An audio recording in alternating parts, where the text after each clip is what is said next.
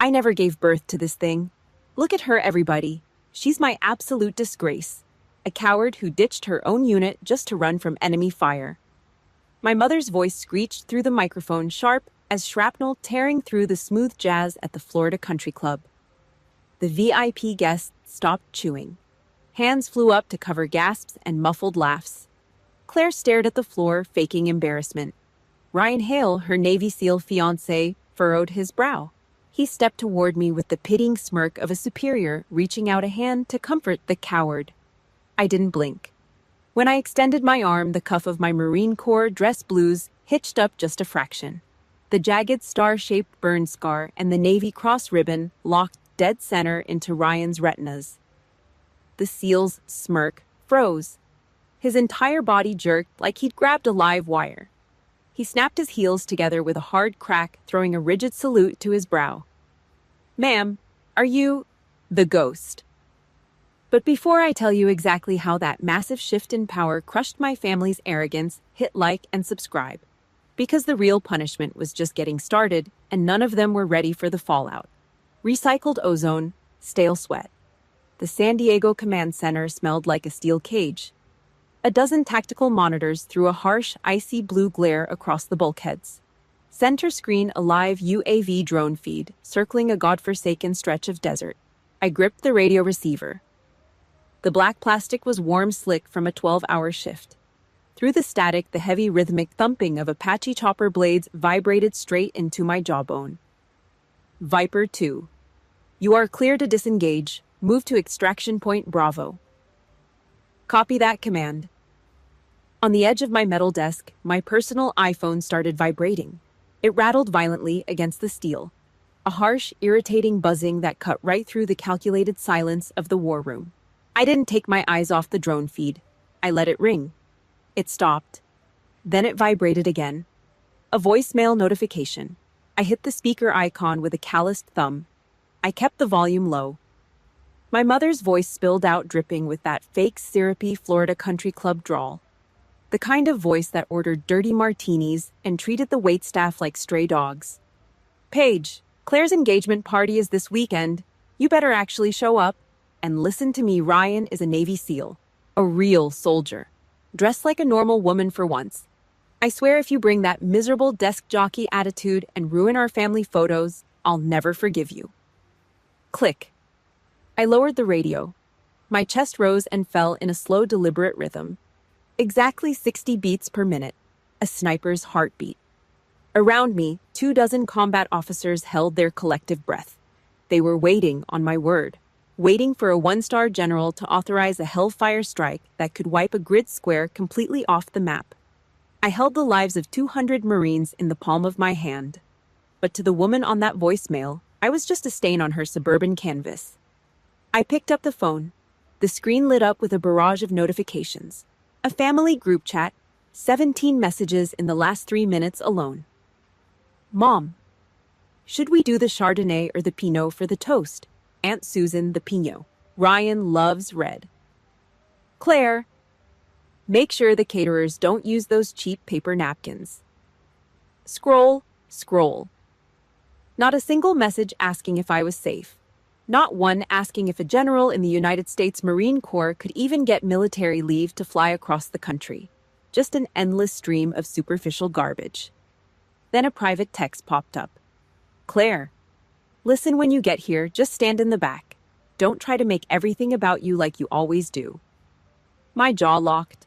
The muscles in my neck pulled tight, feeling like coiled steel. "Make it about me."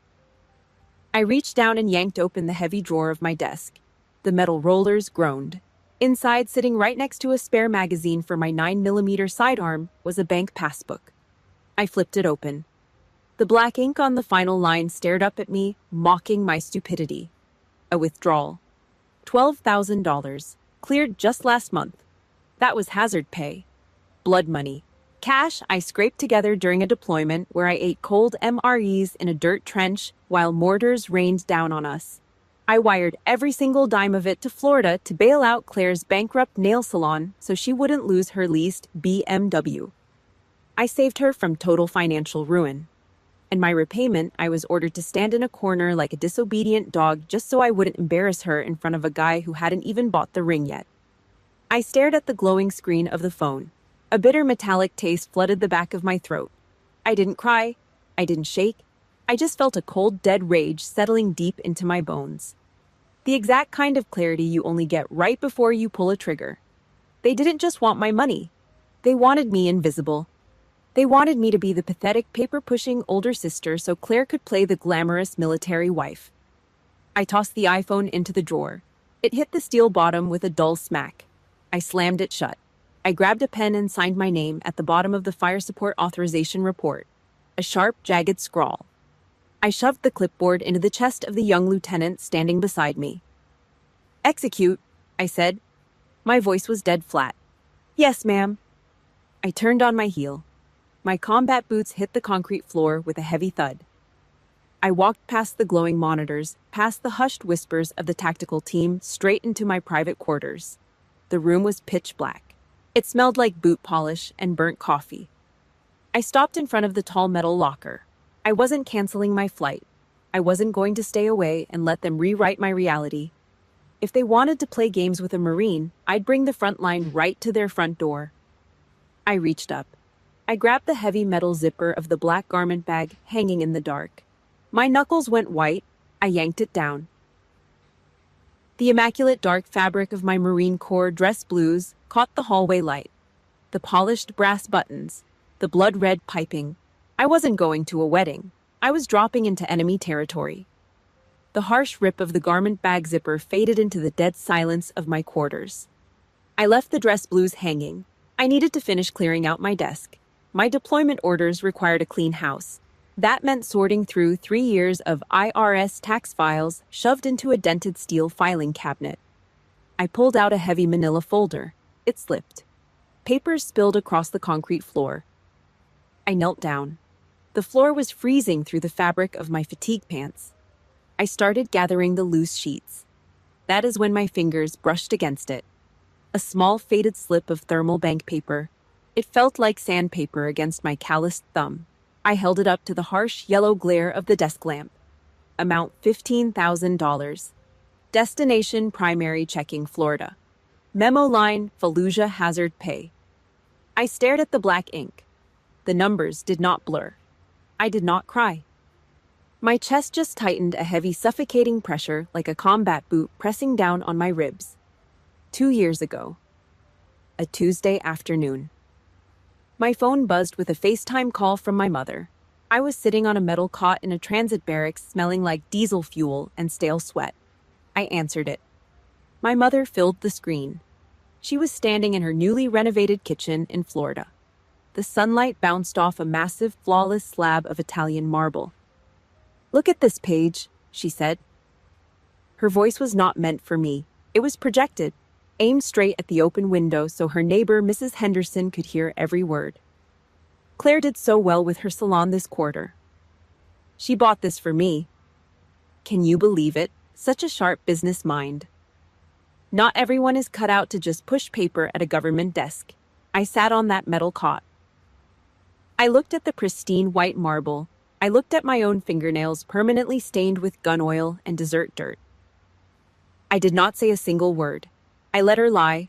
I let her build a monument to her golden child on a foundation of my blood. I ran my thumb over the edge of the bank receipt. The memory shifted. The reality of that kitchen counter was a lot uglier than Italian marble. A month before that FaceTime call, my phone rang at 2 a.m. It was not a casual check-in. It was a hostage negotiation. My mother was frantic. Her voice was a sharp, hissing whisper. "Paige, you need to wire money. Right now." Claire had maxed out 4 different credit cards, Prada bags, a leased BMW she could not afford, Botox appointments. The debt collectors were calling the house. The repo man was circling the driveway. And Claire's solution. She locked herself in a bathroom and threatened to swallow a handful of Ambien if our mother did not fix it. "She is fragile, Paige." My mother had hissed through the receiver. "You are out there doing nothing. You have money sitting in the bank. Do not be selfish. Fix this. Do not embarrass this family." Emotional blackmail. a gun to my head loaded with my sister's manufactured fragility, so I transferred the money. $15,000. They thought it was easy money, just a government paycheck for sitting behind a desk. They had no idea what hazard pay actually meant. They did not know about the trench outside Fallujah. They did not know about the mortar shell that hit our convoy. I earned that $15,000 by dragging a 19-year-old kid out of a burning Humvee. I earned it by kneeling in the boiling sand, my hands slick with his blood, holding a tourniquet so tight my own muscles tore. The air smelled like burning rubber and roasted meat. A stray AK-47 round ripped through the sleeve of my uniform, slicing a jagged trench across my forearm. I did not let go of the tourniquet. The kid lived. My reward was a star-shaped scar and hazard pay, and my mother took that blood money, bought a marble countertop, and told the country club that Claire earned it. I stood up from the concrete floor. The coldness in my chest hardened into solid ice. I did not feel betrayed anymore. Betrayal implies you still expected them to be loyal. I just felt a deep clinical disgust. I walked over to the corner of the room. A heavy-duty paper shredder sat next to the trash can. I reached down and hit the power switch. The machine hummed to life. A single red LED light cut through the shadows. I held the faded bank receipt over the metal slot. This was not just a piece of paper, it was a chain. It was proof of every time I let them use my guilt and my duty to finance their lies. I let it drop. The steel blades caught the paper. A loud, violent crunching sound echoed off the cinder block walls. The machine ground the $15,000 lie into hundreds of meaningless shredded strips. The contract was null and void. I turned to my closet. Lying on the top shelf was a cheap lavender sweater. My mother sent it for Christmas last year, bought on clearance 3 sizes too small. Another calculated insult wrapped in wrapping paper. I grabbed it. I tossed it straight into the garbage can. If you have ever been the family ATM, the one who fixes everyone's messes but gets absolutely zero respect for it, hit that like button right now and comment, "I am done." Let me know I am not fighting this war alone. I turned off the desk lamp. The room went black. Tomorrow I was flying to Florida. Not to attend a party, not to play the invisible sister. Tomorrow I was going to close the ledger on the worst debt of my life. The fluorescent light overhead hummed, a cheap flickering bulb in a concrete box. I stood in front of the small mirror, unbuttoning the cuff of my crisp white uniform shirt. I rolled the fabric up to my elbow. The harsh light hit my right wrist. There it was, a jagged star-shaped crater of raised, discolored tissue. It cut a harsh line straight across the radial artery. The skin around it was permanently burned tight. It looked like a branding mark. The Reaper had missed taking my hand by a fraction of an inch. I stared at the scar, and the cold walls of the barracks dissolved. The air turned into a furnace. 115 degrees in the Iraqi dirt. The smell of burning rubber cordite and copper flooded my throat. Fallujah. A mortar shell hit 50 yards away. The shockwave punched all the air out of my lungs. Dirt and gravel rained down on the Kevlar helmets. Through the ringing in my ears, I heard the screaming. It was a kid, 19 years old, a private from Ohio. He was lying in the open sand, clutching a shredded mess of bone and uniform where his right leg used to be. The sand beneath him was turning black. I did not think. I just moved. I broke cover and sprinted across the open ground. Bullets kicked up geysers of dirt around my boots. The air snapped and hissed. I dropped to my knees beside him. My hands were already slick with his blood. I grabbed the heavy nylon strap of a combat tourniquet. I wrapped it high above the ragged stump. I grabbed the windlass rod. I pulled hard. Then the AK-47 round found me. It was a supersonic crack right past my ear. The bullet grazed my right wrist. It tore through the sleeve, ripped the flesh open, and burned the nerve endings. A blinding, white-hot flash of agony shot up to my shoulder. My grip faltered for half a second. The kid let out a wet, rattling gasp. I closed my eyes. I locked my jaw. I wrapped my bleeding hand back around the plastic rod and twisted it again. I held the tension. The blood stopped pumping. I held him down in the dirt until the medevac arrived. He lived. I got a bandage and a one-way ticket to surgery. The memory shifted. The Iraqi sun vanished, replaced by the soft, warm glow of a crystal chandelier. Thanksgiving dinner. 8 months ago. My mother sat at the head of a long mahogany table in Florida. The air smelled of roasted turkey, expensive red wine, and heavy cinnamon candles. Silverware clinked against fine china. Uncle Richard sat across from me. He pointed a fork at my forearm. I had rolled up my sleeves to help carry the heavy serving plates. "That is a nasty scar you have there, Paige," he said, chewing a piece of bread. "Car accident." Before I could open my mouth, my mother laughed. A high grating sound that demanded everyone's attention.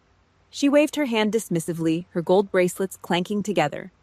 "Oh, please, do not encourage her," my mother said. She took a sip of her wine. She tripped over a folding chair during a fire alarm at the office. You know how these desk workers are, always panicking. She was probably the first one out the door. A few relatives chuckled. Claire rolled her eyes and went back to checking her phone. I sat there. I looked down at my plate. I picked up my silver fork. I cut a piece of dry, overcooked white meat. I put it in my mouth. I chewed it. It tasted like ash. I swallowed it down, forcing the lump of absolute rage to stay buried in my stomach. I did not explain. I did not yell.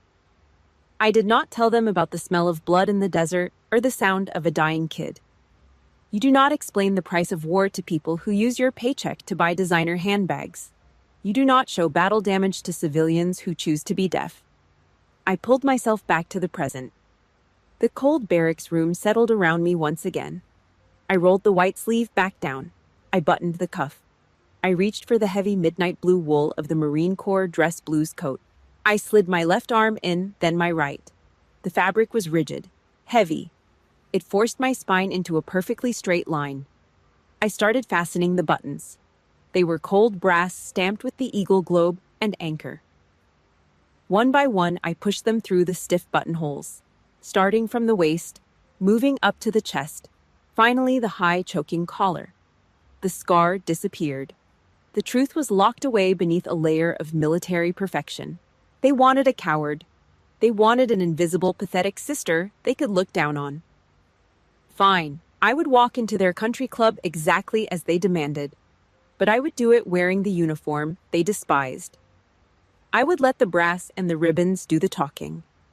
I brushed a microscopic speck of dust off my shoulder. I squared my stance. Then the silence broke. The heavy brass handle on my door turned with a loud click. The thick wooden door swung open. A shadow fell across the concrete floor. The sharp, authoritative crack of leather dress shoes echoed in the small room. Someone stepped inside.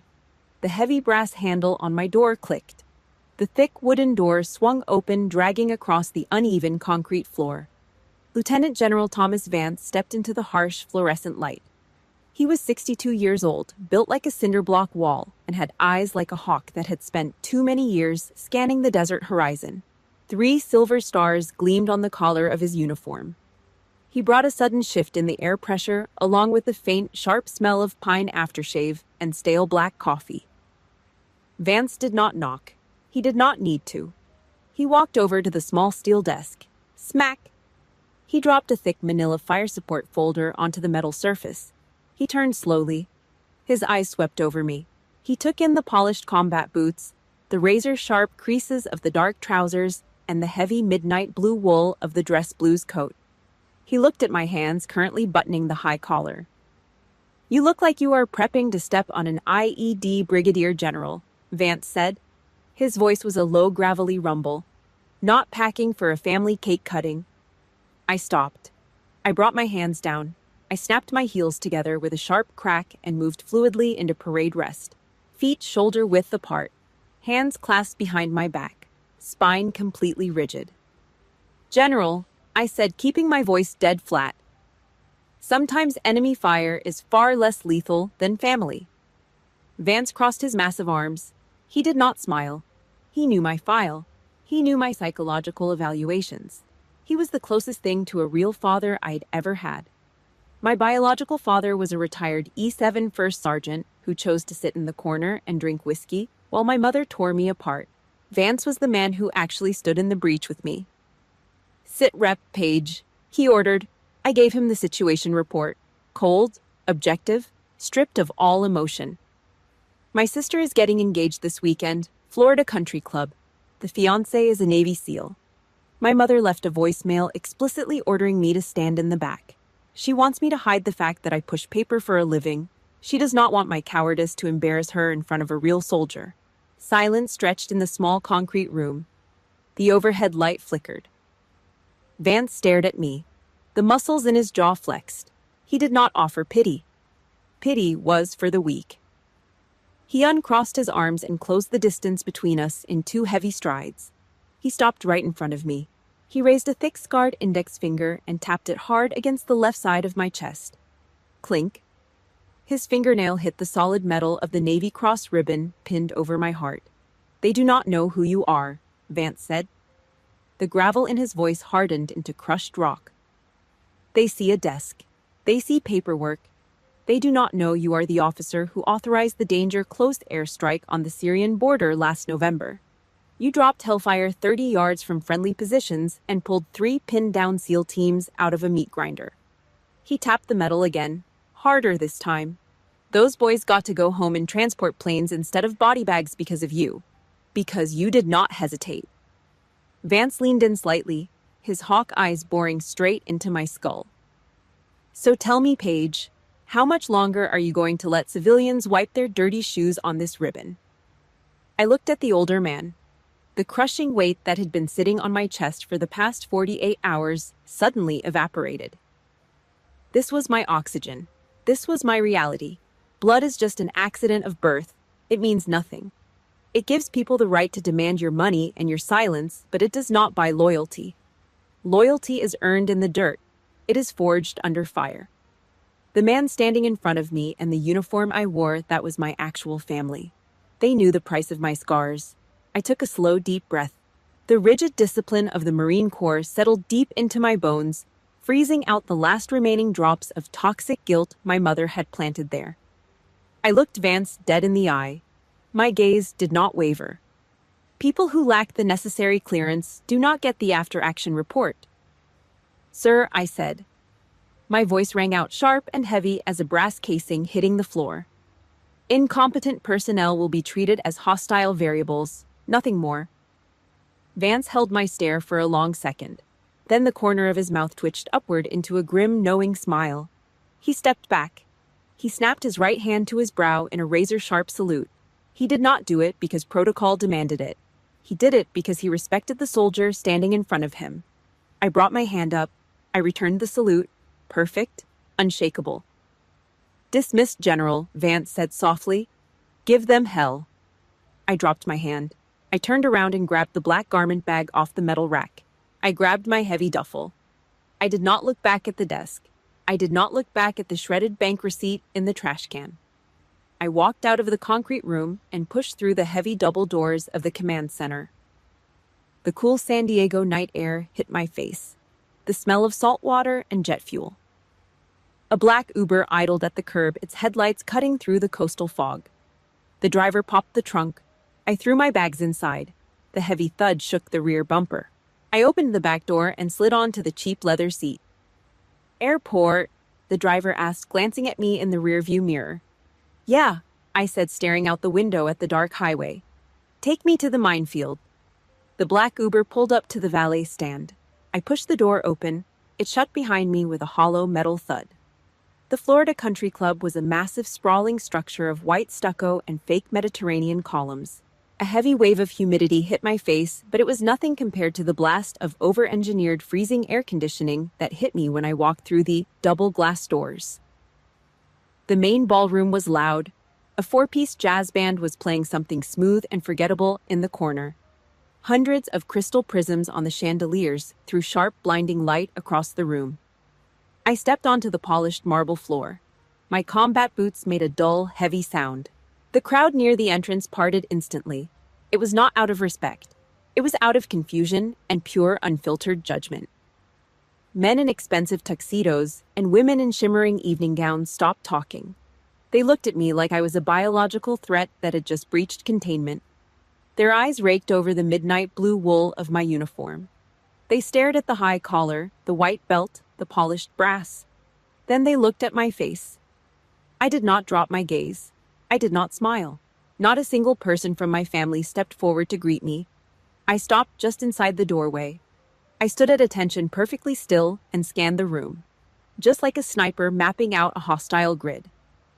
Target 1. The center of the room. My mother. She was wearing a silver dress that probably cost more than a private's monthly salary. She was laughing too loud, holding a crystal flute of champagne and running her manicured hand over the lapel of Ryan Hale's tuxedo jacket. She was playing the role of the adoring mother-in-law to perfection. Target 2. The far left corner. My father. He was sitting alone at a small cocktail table in the shadows. He wore a cheap rented suit that did not fit his broad shoulders. He was staring down into a glass of amber whiskey. When he saw me walk in, his shoulders slumped. He gave a tiny, almost imperceptible shake of his head. He knew exactly what was coming, and he was already surrendering. Then the perimeter was breached. Claire came storming across the marble floor. Her face was flushed underneath a heavy layer of professional makeup. She wore a white silk designer dress that clung to her like a second skin. The dress I paid for. She stopped 2 feet away from me. She smelled like Chanel No. 5. Too much of it. It was thick, sweet, and suffocating. "Are you insane?" Claire hissed. She kept her voice low, but her teeth were clenched. "What the hell are you wearing?" I looked down at her. The uniform I was authorized to wear. Claire's eyes darted frantically around the room, checking to see who was watching. "You look like a freak, Paige. Look at Ryan. He's a real soldier, and he's wearing a tuxedo like a normal human being. Why are you wearing this cheap costume? Cheap costume." The words hung in the freezing air. "You did this on purpose," Claire said, her voice rising just enough to carry to the nearest tables. "You just could not stand the fact that today is about me. You had to wear this garbage just to steal the spotlight. You are so pathetic." It was a masterclass in delusion. The woman whose debts I had just paid, the woman whose very lifestyle was subsidized by my blood, was standing in a $500 pair of heels, calling the uniform of the United States Marine Corps a cheap costume.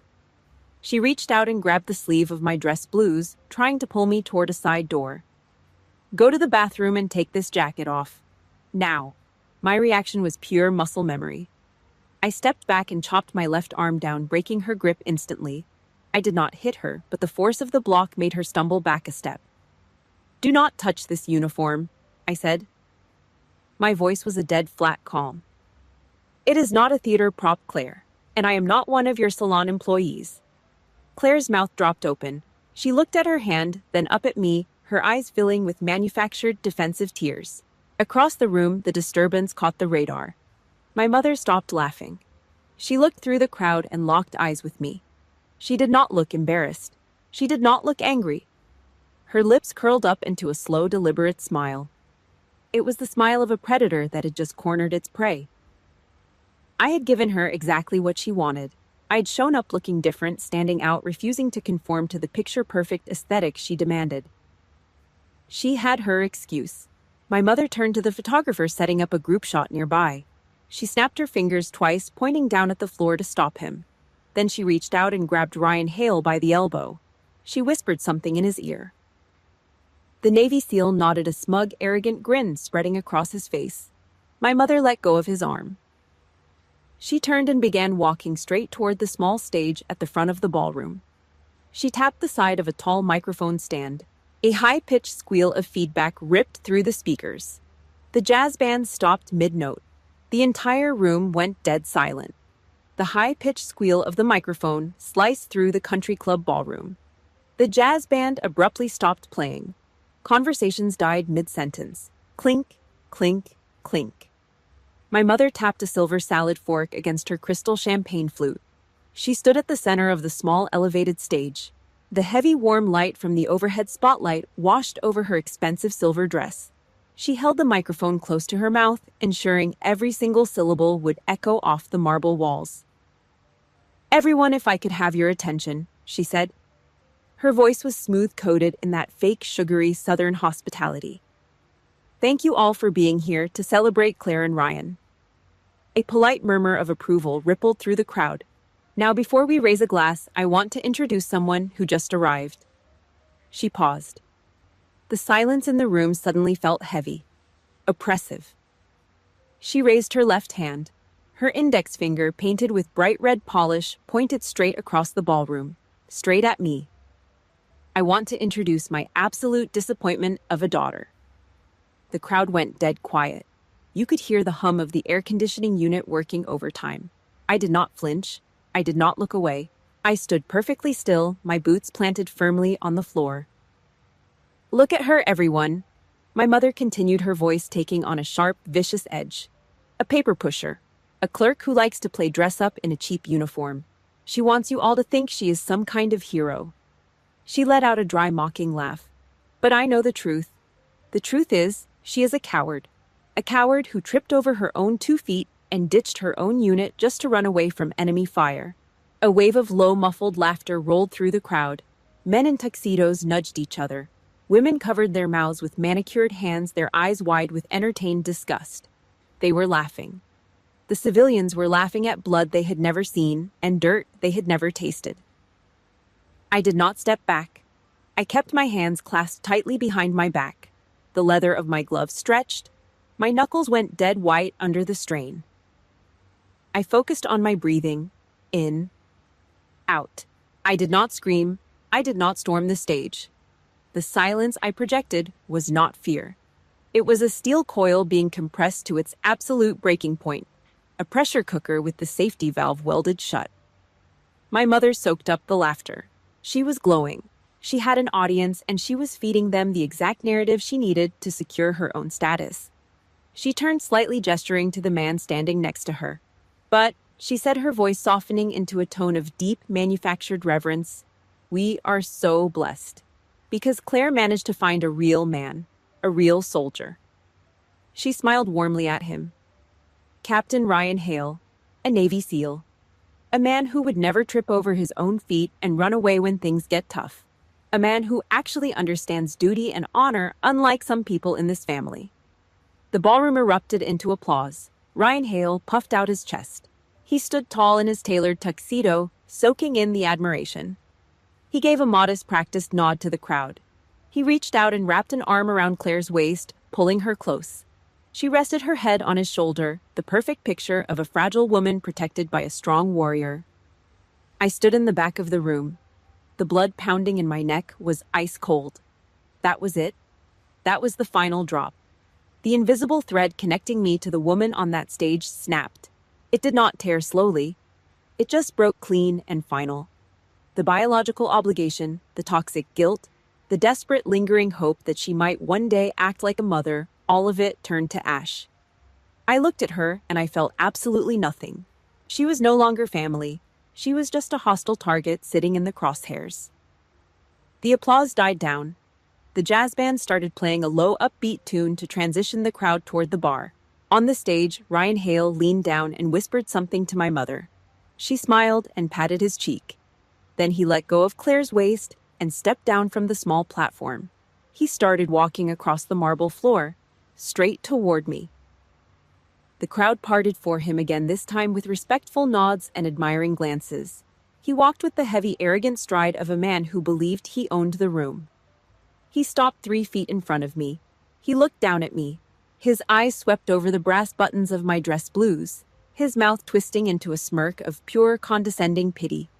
He was playing the benevolent superior, the gracious war hero coming to offer a crumb of comfort to the disgraced coward. I stood my ground. My hands remained clasped behind my back. If you have ever had a family member try to humiliate you in public just to make themselves look better, hit the like button. Drop the word "done" in the comments right now, because that is exactly what I was. Ryan Hale adjusted the cuffs of his tuxedo jacket. He tilted his head, giving me a look that was supposed to be sympathetic, but was entirely venomous. "Do not let her get to you," he said, his voice dripping with arrogance.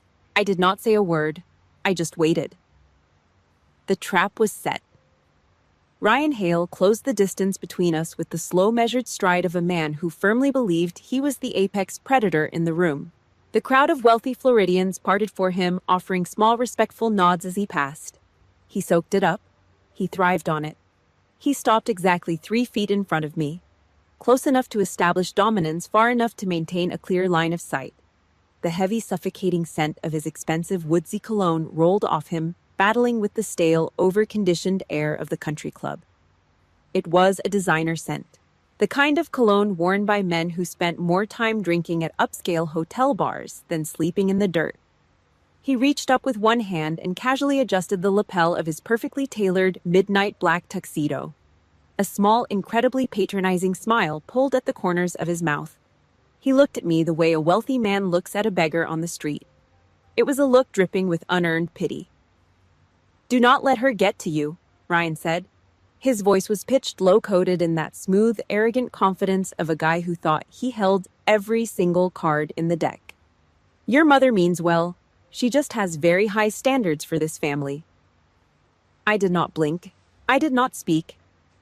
I let the silence hang there between us, heavy and thick as a wool blanket.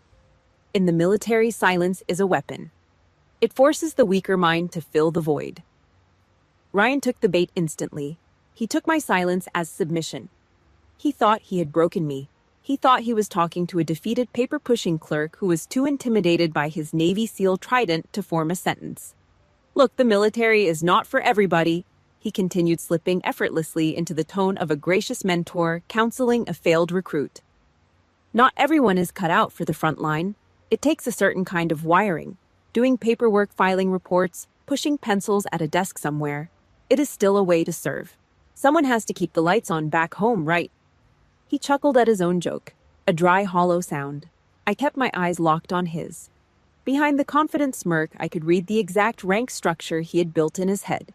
In his mind, he was the seasoned combat veteran. I was the pathetic civilian in a costume.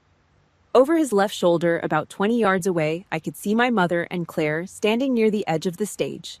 They had their arms crossed over their chests. My mother was gripping a crystal champagne flute so tightly her knuckles were white. They were watching us like vultures circling a dying animal. They were waiting for the final act.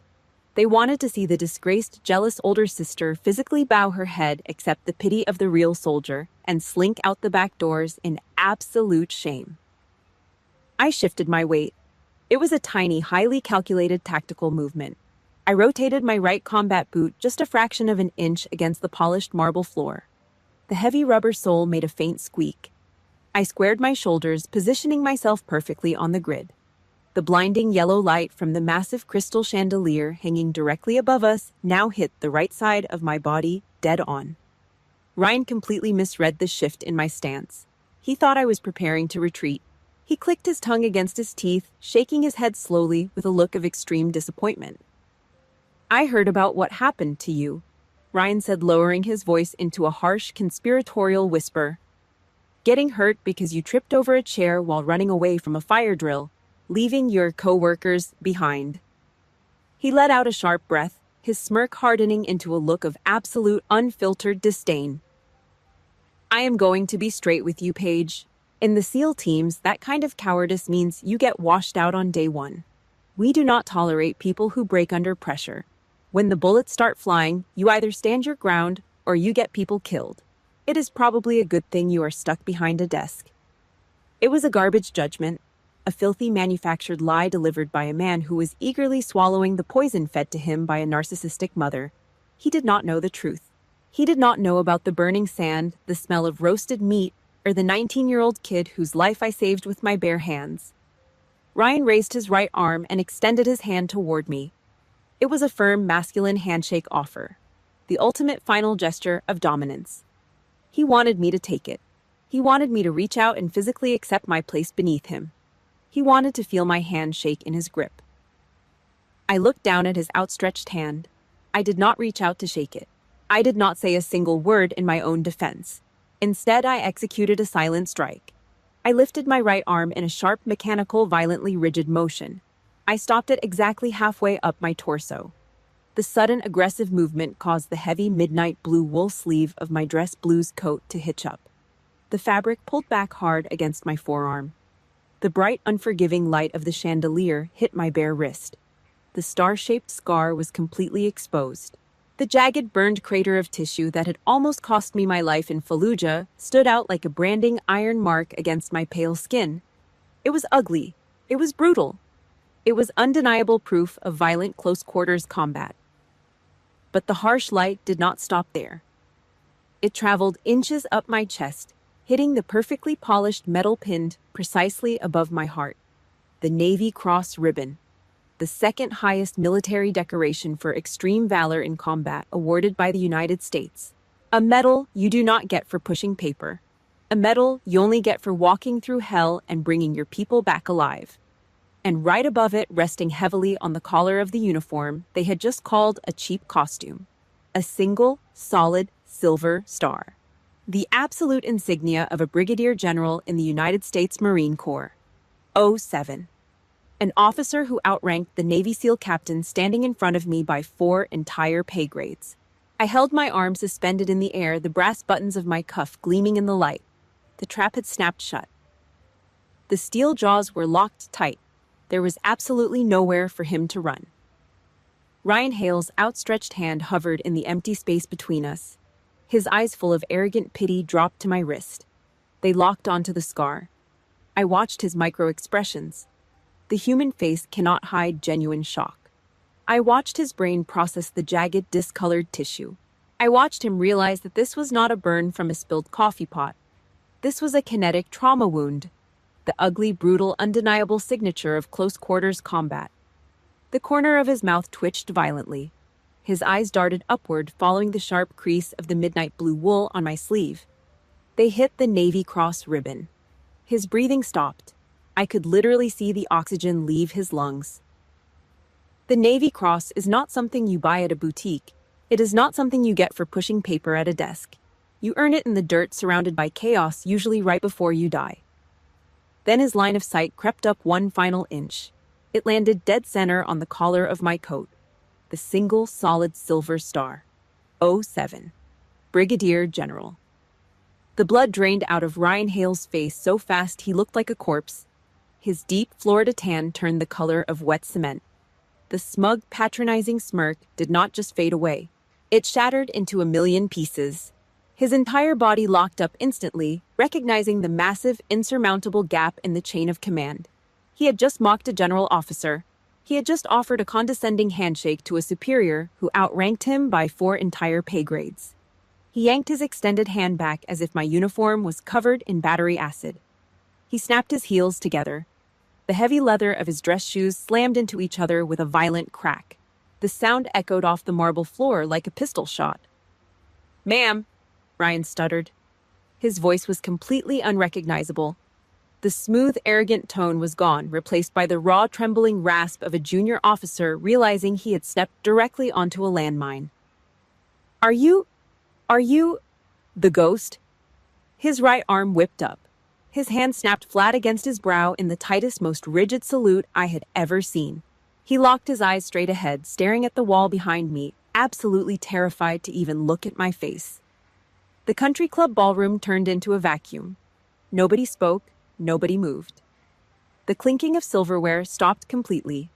The jazz band members slowly lowered their brass instruments to their sides. The crowd of wealthy, judgmental civilians stared in absolute confusion at the Navy SEAL, standing frozen in a salute before the woman they had just been laughing at. To my left, my mother's jaw dropped. The cruel, triumphant smile melted off her face. Her hand began to shake uncontrollably. The expensive champagne inside her crystal flute sloshed back and forth, spilling sticky foam onto her silver dress and her designer shoes. She could not compute the visual. Her brain refused to process the reality playing out in front of her.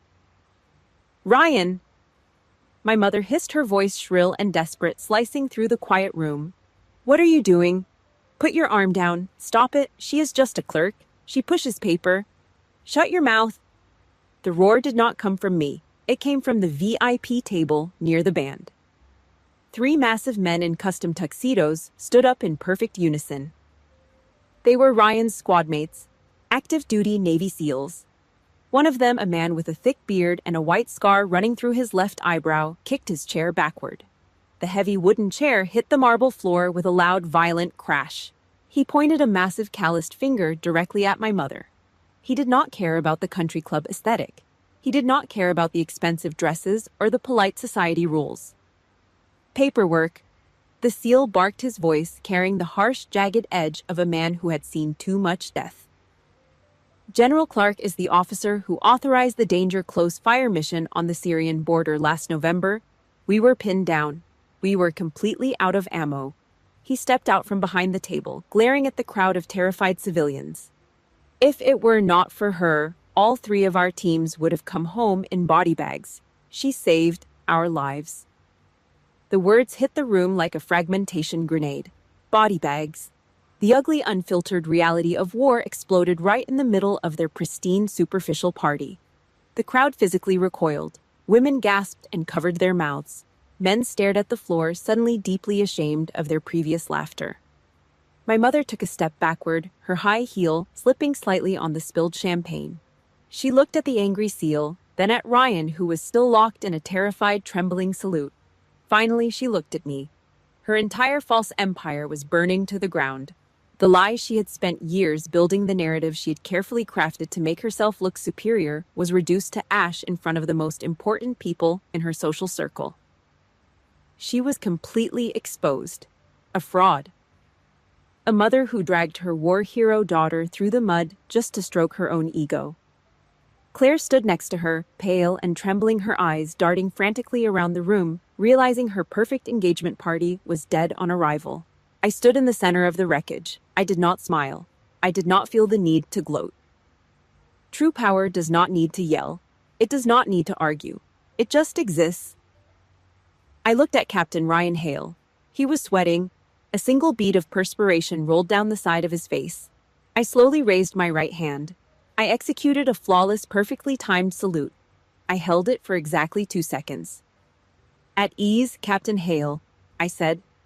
My voice was calm, cold, and heavy as iron. I dropped my hand. Ryan let out a shaky breath and lowered his arm, though his body remained rigidly at attention. I did not offer my mother a single word of explanation. I did not look at Claire. They were no longer a part of my chain of command. They were not even on my radar. I turned on my heel. The heavy rubber soles of my combat boots gripped the marble. I walked straight toward the double glass doors. The crowd scrambled to get out of my way, parting like the Red Sea, keeping their eyes cast downward in absolute silence. I pushed through the heavy doors. They swung shut behind me with a solid, finalizing thud. I stepped out into the humid Florida night, leaving them all trapped inside the burning building they had built themselves. The heavy glass doors of the country club closed behind me. The thick humidity of the Florida night immediately replaced the freezing air conditioning. I got back to my hotel room an hour later. The space was dark, quiet, and perfectly still. I dropped my garment bag onto the armchair. My iPhone lit up on the nightstand. The screen glared in the dark room. I picked it up. A new text message from Claire. "You ruined everything. You did this on purpose? Could you not just play along for one single day? You destroyed my engagement party." I stared at the glowing letters. There was no apology for the public execution my mother had just attempted. There was no remorse for calling me a coward. They were not sorry for the lie. They were only furious that the mask had been ripped off in front of Ryan's SEAL buddies and the country club elite. I did not type a response. I did not feel the need to argue with a parasite that was angry about being pulled off its host. I sat down at the small desk and flipped open my military-issue laptop. The blue light from the screen cast harsh shadows across the room. I logged into my primary banking portal. My fingers moved across the keyboard. Fast, deliberate. Click. I accessed the joint account settings. Click. I selected the supplementary platinum credit card tied to Claire's name, the one she used to lease her BMW and buy her Prada bags. Click. Deactivate card. Reason lost/stolen. I moved to the autopay settings, the monthly wire transfer that kept her failing nail salon afloat. I highlighted the recurring payment rule. I hit the delete key. The financial cord was cut. The blood supply was severed. I opened my email. I started a new draft addressed to my mother. I kept it as brief as a casualty report. Blood obligation terminated. All financial support has been permanently cut off. Do not contact me again. I have actual soldiers to worry about. I hit send. I picked up my iPhone. I opened the family group chat. I tapped leave conversation. Then I went to my mother's contact profile. I scrolled to the bottom. Block caller. I did the exact same thing for Claire. I set the phone down face down on the desk. The silence in the room was absolute. It did not feel like a victory. It felt like I had just amputated a rotting limb to save the rest of my body. It hurt, but the infection was finally gone. 6 weeks later, San Diego Command Center. I was standing over a digital map table tracking a drone feed over a hostile sector in the Middle East. The room smelled like ozone and black coffee. The secure red phone on the wall behind me buzzed. A harsh electronic tone. I picked up the heavy receiver. General Clark. Page. It was my father. His voice sounded older, thinner. I know you blocked them, but she is using my phone. Just listen to her for a minute, please. Before I could answer, the phone was fumbled. I heard a shaky, ragged breath through the receiver. Paige! It was Claire, but the arrogant, whiny tone of the spoiled country club princess was completely gone. Her voice was cracked, broken. Paige, Ryan deployed 3 weeks ago. A Black Ops mission. They will not tell me where he is. They will not tell me anything. A heavy, jagged sob tore through the encrypted line. It was the sound of pure, unadulterated terror, the kind of fear that rots a person from the inside out. I have not slept in days. Claire choked out her words, stumbling over each other. Every time a car drives down the street, I think it is 2 men in uniform coming to the door. I do not know if he's alive or dead. I feel like I am going insane. I stood in the war room. I looked at the red dots on the digital map. Hostile targets, friendly units, grid coordinates where men were bleeding in the dirt. Claire was finally experiencing the reality of the uniform she had treated as a cheap costume.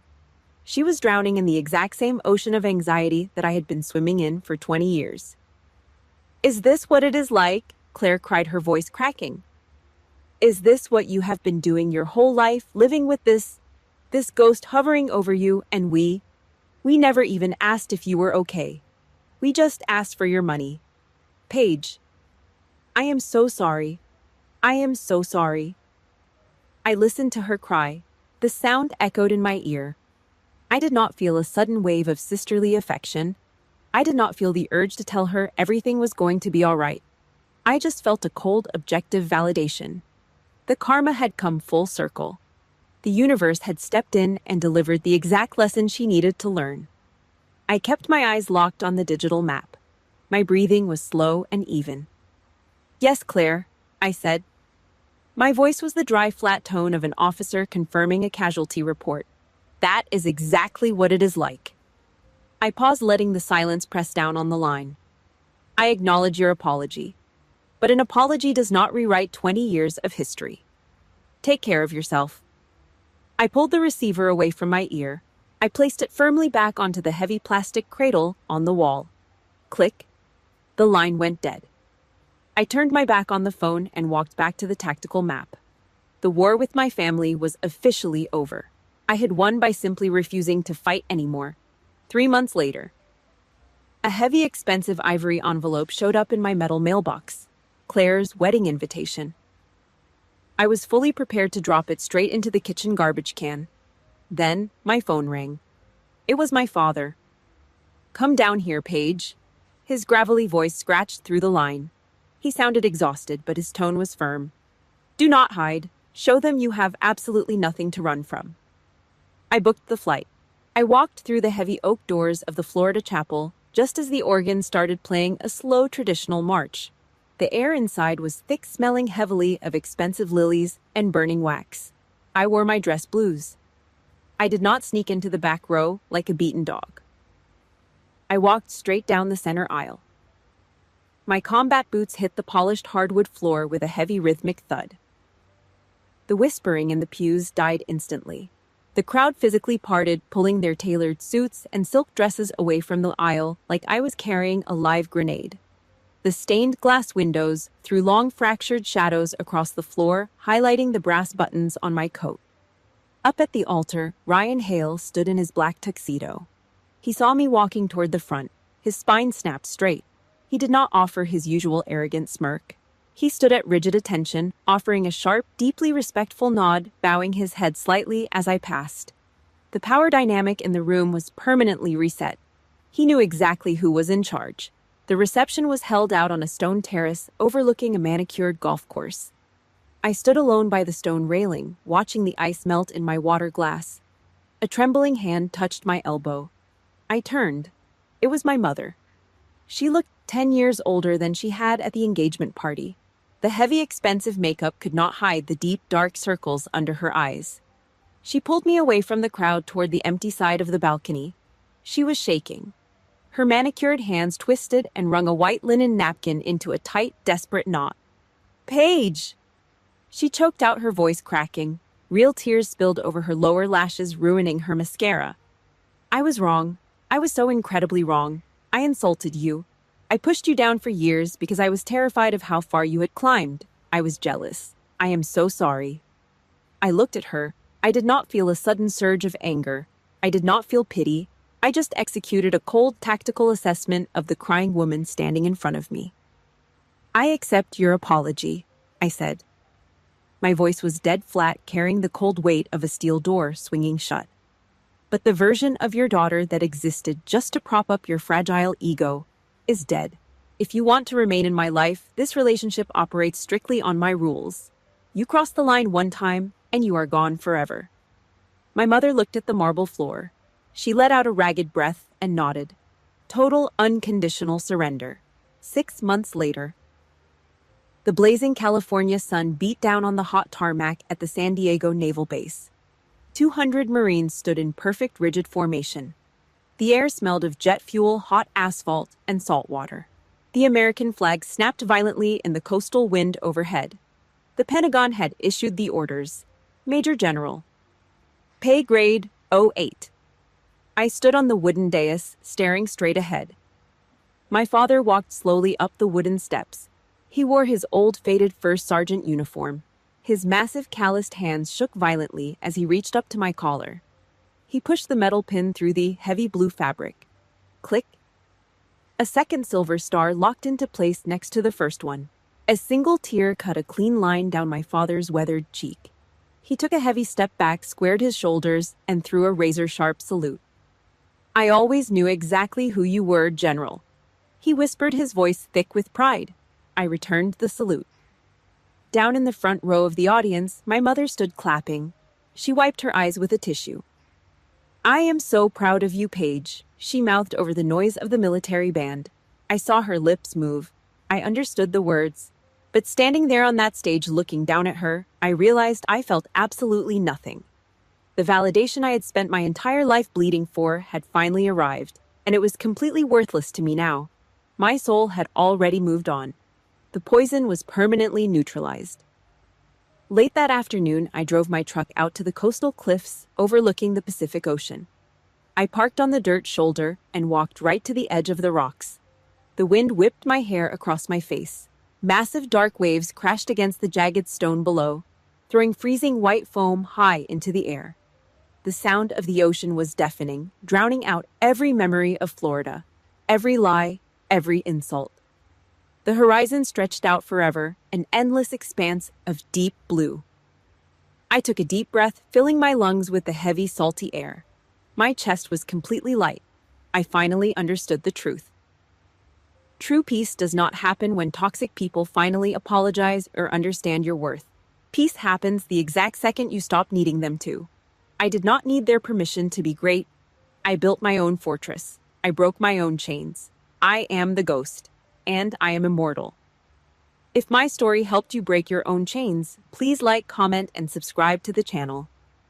Thank you for listening to my journey. Stay strong, and I will see you next time.